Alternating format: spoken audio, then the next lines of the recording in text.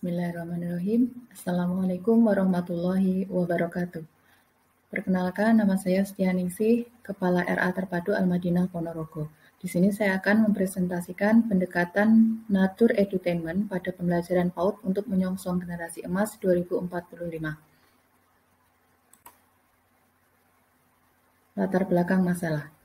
Kemerdekaan Negara Republik Indonesia tempat mencapai usia 100 tahun pada tahun 2045 mendatang. Dunia pendidikan memiliki kontribusi yang sangat besar dalam upaya mewujudkan generasi emas di tahun 2045.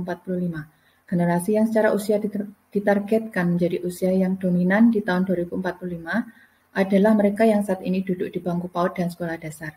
Secara usia, kedua jenjang pendidikan ini juga masih mudah dibentuk karakternya, dipersiapkan intelektualnya, dikembangkan potensinya, sehingga bisa tumbuh dan berkembang lebih optimal. Lembaga pendidikan, khususnya sekolah, perlu melakukan intensifikasi untuk pengembangan pendidikannya. PAUD sebagai fondasi dasar pendidikan diharapkan mampu mengembangkan konsep pendidikan yang relevan dengan upaya mewujudkan generasi emas di tahun 2045. PAUD sebagai fondasi dasar pendidikan harus berhasil menanamkan karakter yang kuat pada peserta didiknya. Salah satu pendekatan yang dapat digunakan oleh lembaga pendidikan setingkat PAUD adalah pendekatan Nature Edutainment. Dengan pendekatan pembelajaran yang menyenangkan, di alam diharapkan karakter peserta didik lebih kuat terbentuk, pengetahuan lebih mudah diserap, dan mereka lebih bahagia. Dengan begitu, mereka menjadi orang dewasa yang siap menyongsong masa depan dan menjadi bagian dari generasi emas Indonesia di tahun 2045. Rumusan. Dari latar belakang masalah tersebut di atas dapat dirumuskan sebagaimana pendekatan Nature Edutainment pada pembelajaran PAUD menyongsong generasi emas 2045. Tujuan dari penulisan makalah ini adalah 1. Melatih penulis agar mampu menyusun tulisan ilmiah yang benar, memperluas wawasan dan pengetahuan bagi penulis dan pembacanya, memberi sumbangan pemikiran baik berupa konsep teoritis maupun praktis, mendukung perkembangan konsep keilmuan maupun pemecahan masalah khususnya dalam bidang pendidikan. Manfaat penulisan makalah ini adalah sebagai referensi bagi lembaga pendidikan maupun pihak-pihak yang berkompeten di bidang pendidikan terkait dengan pendekatan pembelajaran. Yang kedua, sebagai sumber dan bahan masukan kepada para penulis lain untuk ikut menggali dan juga melakukan eksperimen terkait pendekatan dan metode pendidikan di PAUD. Yang ketiga, sebagai sarana bahan pertimbangan untuk badan pemerintah yang akan mengembangkan pendidikan berkarakter. Kajian teori dan metodologi. Kajian teori. Pengertian pendekatan nature. Pendekatan pembelajaran nature atau alam adalah pembelajaran yang menekankan pembelajaran langsung di alam terbuka. Sedangkan pengertian edutainment adalah proses pembelajaran yang didesain sedemikian rupa sehingga materi pendidikan dan hiburan dapat dikombinasikan secara harmonis sehingga pembelajaran terasa menyenangkan dengan pendekatan somatik, auditori, visual, dan intelektual. Pengertian pendekatan Nature Edutainment pada pembelajaran PAUD. Pendekatan Nature Edutainment pada pembelajaran PAUD adalah suatu proses pembelajaran yang memadukan antara pendidikan dan hiburan sehingga menjadi suatu desain pembelajaran yang menyenangkan dan menarik minat peserta didik untuk belajar dengan memanfaatkan lingkungan alam sebagai media eksplorasi bagi anak. Kajian teori dan metodologi kerangka berpikir. Lingkungan alam merupakan salah satu komponen terpenting dalam pengembangan tujuan, isi, dan proses pendidikan pada anak usia dini. Sedangkan pendekatan edutainment pada pembelajaran berupaya menggabungkan pembelajaran dengan hiburan dan melibatkan seluruh modalitas belajar sehingga pembelajaran menjadi lebih menyenangkan, bermakna, karena melibatkan emosi. Metodologi penulisan. Metodologi yang digunakan dalam penulisan ini adalah metode deskriptif dengan pendekatan kualitatif. Pembahasan, deskripsi gagasan.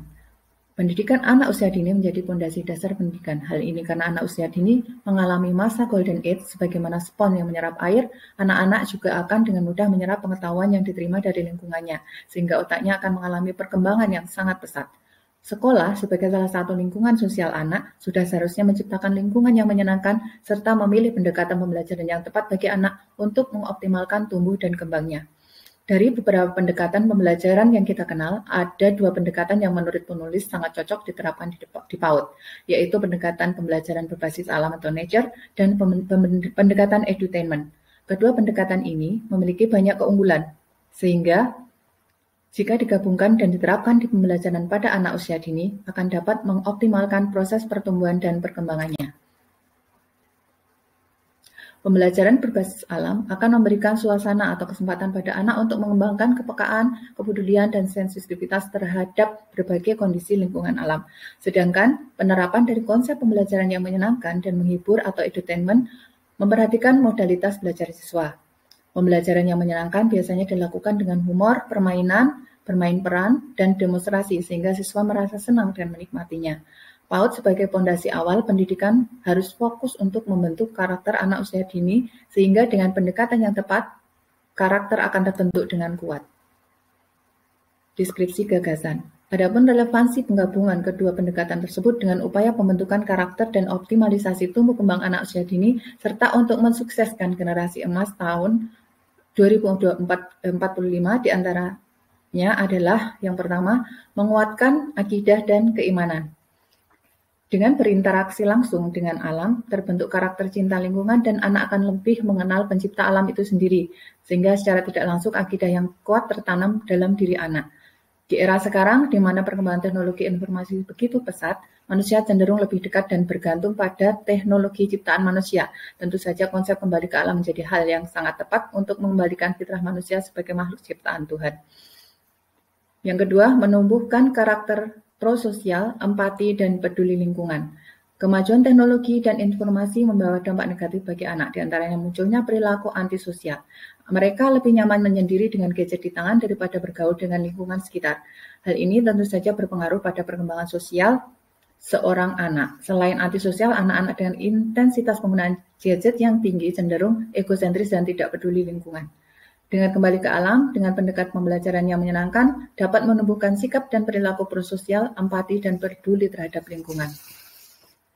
Yang ketiga, menumbuhkan rasa ingin tahu, percaya diri, dan pantang menyerah.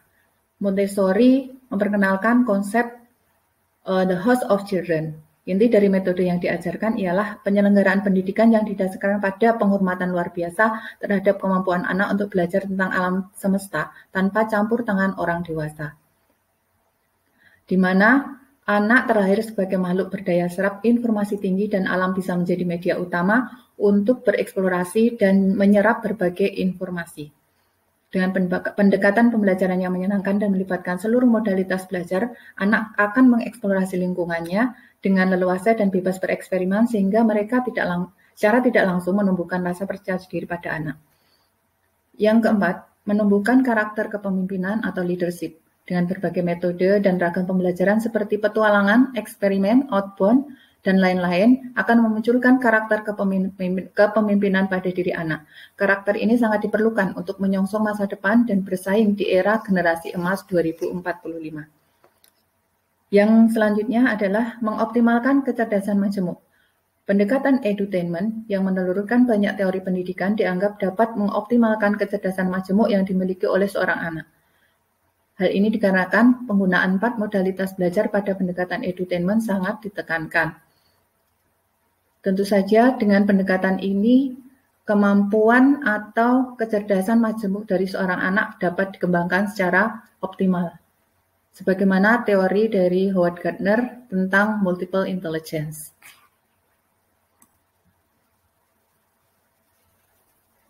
Analisis gagasan. Dari deskripsi gagasan tersebut, menurut penulis, pendekatan nature edutainment relevan untuk diterapkan di lembaga pendidikan anak usia dini, khususnya untuk mengoptimalkan pertumbuhan dan perkembangan anak, serta membentuk karakter anak, sehingga dengan pertumbuhan dan perkembangan yang optimal serta karakter yang kuat, sesuai dengan tujuan pendidikan akan terwujud generasi emas di tahun 2045 yang akan membangun Indonesia dengan kemampuan dan prestasinya. Penutup. Kesimpulan, dari pemaparan karya tulis di atas, penulis dapat menyimpulkan bahwa pendekatan nature edutainment dalam pembelajaran sangat relevan diterapkan di PAUD, karena masa anak merupakan masa bermain sambil belajar, sehingga dengan metode dan pendekatan yang tepat akan dapat mengoptimalkan tumbuh dan kembangnya. Saran, meskipun penulis menginginkan kesempurnaan dalam penyusunan makalah ini, akan tetapi pada kenyataannya masih banyak kekurangan yang perlu penulis perbaiki. Hal ini dikarenakan masih minimnya pengetahuan penulis. Oleh karena itu, kritik dan saran yang membangun dari para pembaca sangat penulis harapkan sebagai bagian evaluasi sebagai bahan evaluasi untuk kedepannya. Selain itu, penulis berharap penelitian yang berkaitan dengan karya tulis seperti ini makin banyak yang melakukan. Sekian dan terima kasih. Wassalamualaikum warahmatullahi wabarakatuh.